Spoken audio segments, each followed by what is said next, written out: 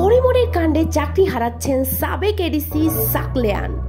তদন্তে পরিমণি এবং এই এডিসির নোংরা সম্পর্কের সত্যতা মিলেছে। চলুন দেখে নেই।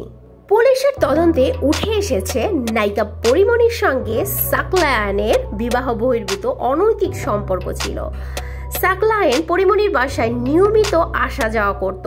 সাকলায়েনের স্ত্রী তার সরকারি বাসায় না থাকার সময় পরিমণি গিয়ে রাত্রি যাপন করত। পরিমণির সঙ্গে সাকলায়েনের নোংরা সম্পর্ক ছিল, এটাই তদন্তে উঠে এসেছে। এ বিষয়ে সাকলায়েনের সাথে কথা বলতে গেলে তাকে পাওয়া যায় না এবং পরিমণিও এ বিষয়ে কোনো কথা বলতে রাজি হয়নি।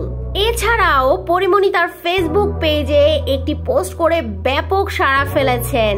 এ বিষয়ে তিনি বলেছেন বাই বাই রাসেল ভাইপার। তার মানে বাই বাই রাসেল ভাইপার বলতে কাকে মিন করেছেন? কে? এডিসি সাকলায়েনকে। কিন্তু প্রশ্ন হলো এটা যে পরিমণি নাকি ভালো হয়ে গিয়েছে, কিন্তু সত্যি কি পরিমণি ভালো হয়ে গিয়েছে? কি মনে হয় আপনাদের? আপনাদের মূল্যবান মতামতটি অবশ্যই কমেন্ট বক্সে জানাবেন। আর এরকম নিত্য নতুন ভিডিও পেতে সবার আগে আমার চ্যানেলটি সাবস্ক্রাইব করে পাশে থাকা বেল আইকনটি বাজিয়ে দিবেন, যাতে ভিডিও ছাড়ার সঙ্গে সঙ্গে নোটিফিকেশনটি আপনার কাছে পৌঁছে যায়। অবশ্যই একটা লাইক করে দেবেন। তো আজকে এই পর্যন্ত, ধন্যবাদ সবাইকে।